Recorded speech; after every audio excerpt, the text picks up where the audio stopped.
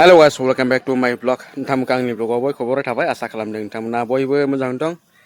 जानांगौ आंबो मोजां दं ओमफ्राय फंबायना हाबायनि लाहाफ्रा खामनाय जादों आरोना एनथाब सावदों आरोना ओमफ्राय नोंथांमोना बयबो नालांबाय जाबाय थ आं दा vlogखौ जागायजेननोसै आरोना नोंथांमोना बयबो नालांबाय जाबाय लेट्स गो हाबानि एनथाब सावगासिनो हाबानि फंबायनि हाबानि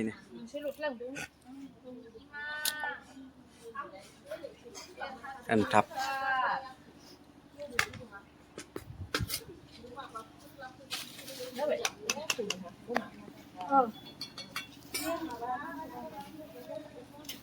खोना मावदालाय संना हो लाबोनो हागोन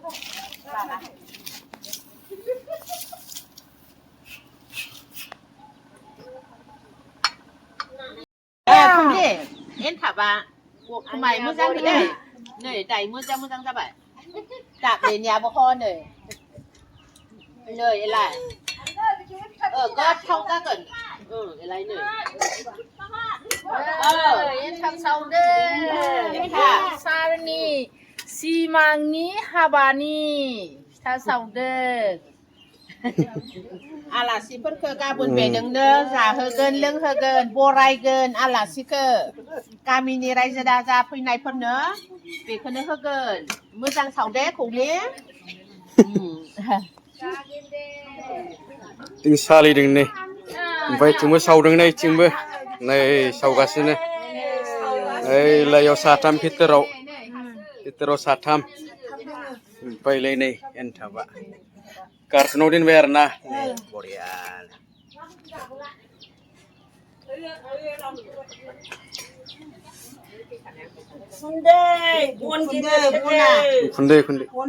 उखुन्दैयासो गोथाव जायोनो